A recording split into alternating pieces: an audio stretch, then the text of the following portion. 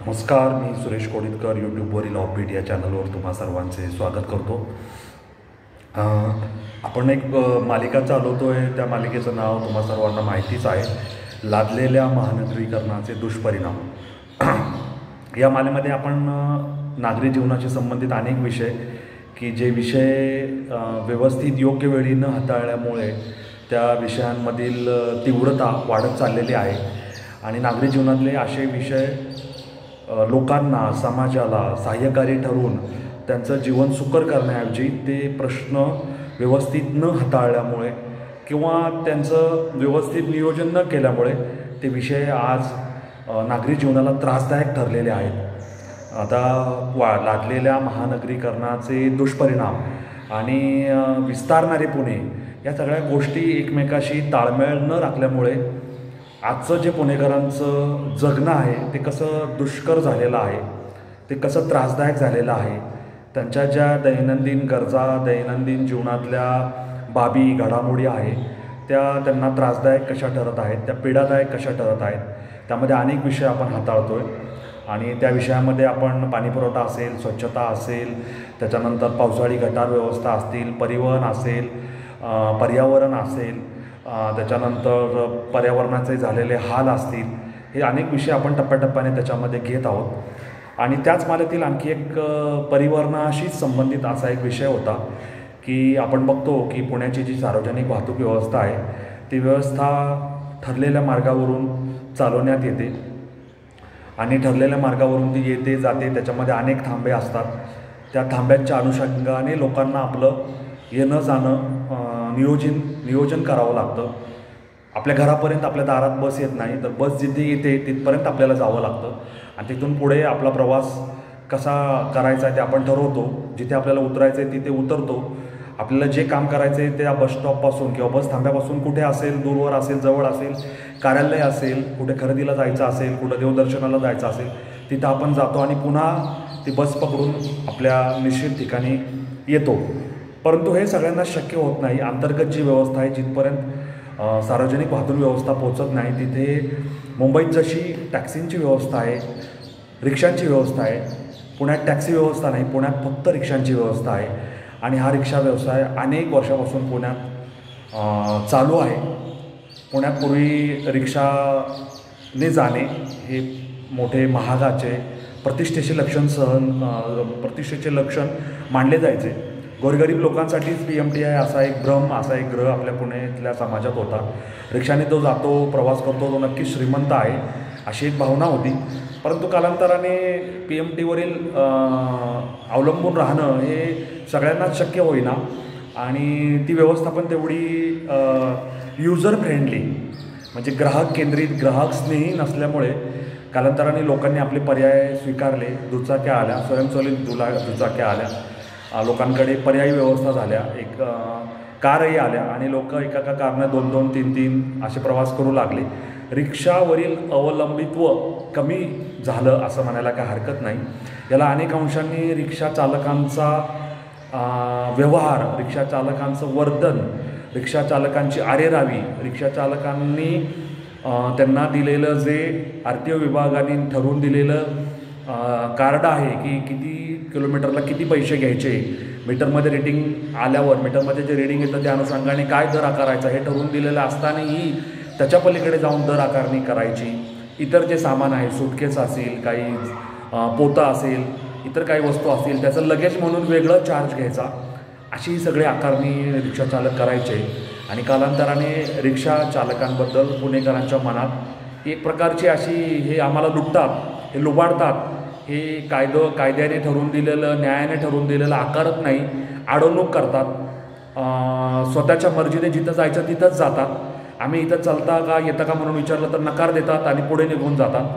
अशी एक भावना पुणेकरांमध्ये निर्माण झाली आणि त्यामुळे रिक्षावाले हे पुणेकरांच्या सेवेला, मदतीला धावून येण्याच्या ऐवजी अडवणूक करून त्रास देतात, अशी एक संतापाची भावना पुण्यामध्ये निर्माण व्हायला हे रिक्षा चालकांचंच वर्तन कारणीभूत आहे. सगळेच रिक्षा चालक वाईट आहेत अशातलं म्हणणं नाही, परंतु काहींच्या चुकीच्या धोरणामुळे, चुकीच्या वागणुकीमुळे रिक्षा व्यवसाय हा बदनाम झालेला आपल्याला पाहायला मिळतो. त्यांच्यावर कोणाचंही नियंत्रण नाही. उलट अडवून दामदुप्पट वसुली कशी करायची, अडवून लोकांना वेठीस धरून त्रास देऊन आपल्या मागण्या कशा प्रशासनाकडून शासनाकडून मान्य करून घ्यायच्या, असं एक चित्र राज्यात पुण्यात सगळीकडे झालेलं आपण पाहिलेलं आहे. आणि ह्याच्यामधून सर्वसामान्य नागरिक पिसून निघालेला आपल्याला पाहायला मिळत आहे.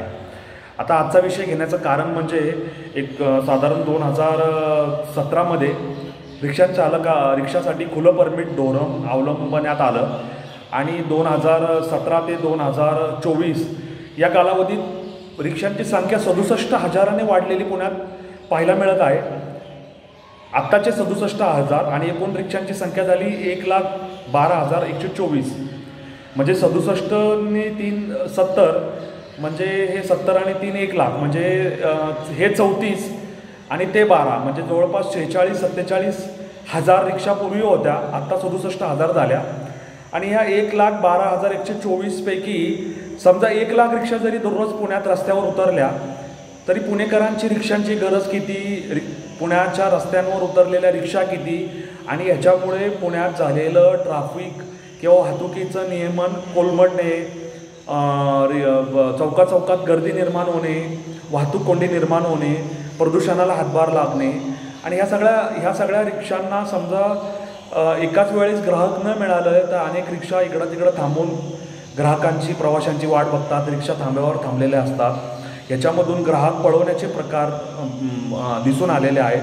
रिक्षा चालकच एकमेकांचे प्रतिस्पर्धी झालेले आहेत आणि त्यामुळे अनेक रिक्षा रस्त्यावर आल्या पण तेवढे ग्राहकच नाही, त्यामुळे रिक्षा चालकांचं उत्पन्नही निम्म्यावर आलेलं आहे. ग्राहक मिळवण्यावरून हाणामारीचे प्रकार वाद झालेले आहे.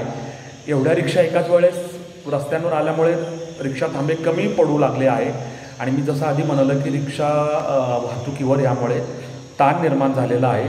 आणि याविरुद्ध पुण्यातील सावकाश रिक्षा संघ व शिवनेरी रिक्षा संघटनेने की या खुल्या परमिट धोरणावर काहीतरी अंकुश लावावा म्हणून मुंबई उच्च न्यायालयात याचिका दाखल केलेली आहे. त्याच्यानंतर आता शासनाला बाजू मांडायची संधी देण्यात आलेली आहे. 2017मध्ये खुल्या धोरणापूर्वी पुण्यात 45,021 रिक्षा होत्या, ज्या आत्ता वाढून 1,12,124 झालेल्या आहेत. राज्यात रिक्षांची संख्या 10 लाख आहे आणि रिक्षांमुळे आता चालकांचीच कोंडी झालेली आहे. दैनंदिन जे उत्पन्न होतं 700 ते 900 रुपये ते आता कमी होत चाललेलं आहे. म्हणजे खुल्या परमिट धोरणामुळे जे दुष्परिणाम समोर येत आहेत ते आत्ता मी मांडले की सगळ्याच रिक्षा सडकेवर येत आहेत, रस्त्यावर येत आहेत, वाहतूक कोंडी, गजबज, प्रदूषण, सगळ्यांना ग्राहक न मिळणं आणि मुळात जे रिक्षाने प्रवास करतात त्यांना अनेक साधनं उपलब्ध झाली. त्यांनी स्वतः चारचाकी घेतल्यात, त्यांना स्वतःला घरापासून त्या ठिकाणापर्यंत नेणारे वाहक उपलब्ध झाले, कॅब आल्या, फोनवर कॅब बुक केली की ती दारात येते, आणून नेते, आणून सोडते, काय त्यांचं शुल्क असेल ते दिलं जातं, AC कार असते, आरामदायी प्रवास होतो. आणि असे पर्याय उपलब्ध झाल्यामुळे घरातल्या लोकांकडे दुचाकी आल्यामुळे घरातलं कोणी जे माणूस आहे ते घेऊन जातं. त्यामुळे रिक्षाची फार गरज पडेल असं मला वाटत नाही. फक्त विद्यार्थ्यांसाठी चालवल्या जाणारा रिक्षा, वृद्धांसाठी ॲम्ब्युलन्स म्हणून सेवा म्हणून दिल्या जाणाऱ्या रिक्षा, गरोदर महिलांसाठी दिला जाणारा रिक्षा या ताबडतोब धावून येऊन त्यांची सेवा देतात आणि आपलं जे काय आहे मानधन घेतात. त्यामुळे रिक्षा चालकांनीच स्वतःची कोंडी करून घेतली असं म्हणायला वाव नाही. लादलेल्या महानगरीकरणाच्या दुष्परिणामांबद्दल आपण बोलत आहोत आणि त्यामध्ये हा रिक्षांचा विषय आज आपण पुढे आणलेला आहे. मुंबईमध्ये, ठाण्यामध्ये आपण रांगेत थांबावं लागतं प्रवाशांनी आणि रिक्षा येऊन दोघांना तिघांना घेऊन जाते. त्यांच्याकडे सुट्टी जी नाणी आहेत त्यांची कधीच कमतरता नसते, त्यावरून ते वाद घालत नाही. रात्री बेरात्री शेअर रिक्षा असते, लगेचचे पैसे घेत नाही आणि त्यांचा व्यवहार अत्यंत चांगला असलेला मी स्वतः अनुभवलेला आहे. मी मुंबईमध्ये असेल, ठाण्यामध्ये असेल, नवी मुंबईत असेल त्यांची सेवा अनुभवलेली आहे. किंवा इतर ग्रामीण भागात म्हणजे कर्जत असेल, त्याच्यानंतर पनवेलचा ग्रामीण भाग असेल, इतर ठिकाणी त्यांची सेवा अनुभवलेली आहे. ती निश्चित चांगली आहे. पुण्यातली रिक्षा सेवा चांगली आहे, पण काही लोकांच्या चुकीच्या वागण्यामुळे ह्या रिक्षा सेवेला गालबोट लागले असं आपण म्हणू शकतो. कॅब चालकांना उन्हाळ्यात दिवसा काम करायचा जो त्रास, मागणी ह्याच्यामध्ये आणि मागणीमुळे आणि कोंडीमुळे जे इंधन वाया जातं, उत्पन्न कमी होतं, त्याच्यावर मात म्हणून त्यांनी रात्री 10 ते सकाळी 5 अशी सेवा देण्याचा निर्णय घेतला आहे. त्यामुळे रस्त्यावर ट्रॅफिकही नसते. विमानतळावरून, रेल्वे सेवेवरून लोकांना घ्यायचं, त्यांच्या ठिकाणी सोडवायचं, किंवा पुण्यात इतरत्र कुठूनही प्रवाशांना घ्यायचं, मुंबईला सोडून यायचं, अशा सगळ्या प्रकारे त्यांनी त्यांचं उत्पन्न व्यवस्थित वाढवून ठेवण्याचा पर्याय स्वीकारलेला आहे. असा पर्याय रिक्षा चालकांना करता येतो का, हाताळता येतो का, याबाबत त्यांनी स्वतः विचार करायची वेळ आज आलेली आहे. लादलेल्या महानगरीकरणाच्या दुष्परिणामामध्ये सार्वजनिक वाहतूक व्यवस्था अत्यंत चांगली असावी, ती पूरक असावी, तिचं वर्तन चांगलं असावं, वाद घालू नये, 2 पैसे स्वतःही कमावावे व लोकांना त्यांनी खर्च केलेल्या पैशाचा अचूक सेवा द्यावी, अचूक मोबदला द्यावा, असं रिक्षा चालकांनी आपल्यामध्ये सुधारणा घडवून आणायला हवी. रिक्षा चालक हे पुणेकरांना त्रास देण्यासाठी, पीडा देण्यासाठी नाही, तर रिक्षावर आपलं पोट चालणार आहे, आपलं कुटुंबाचं सगळं घरदार चालणं आहे हे, आणि रिक्षा आपल्याला सेवा देण्यासाठी आहे, पुणेकरांवर आरी राहावी आणि आपला रुबाब दाखवण्यासाठी नाही, हे त्यांनी लक्षात ठेवायला हवं. रिक्षा चालकांना मी या निमित्ताने विनंती करतो की त्यांनी याबाबत विचार करून आपली रिक्षा ही आपलं दैवत मानून, आपल्या उत्पन्नाचं साधन मानून चांगली सेवा द्यावी आणि पुणेकरांचा दुवा घ्यावा, आशीर्वाद घ्यावा, आपलं उत्पन्न वाढवावं, घर कुटुंबाला चांगलं जीवनमान देण्याचा प्रयत्न करावा.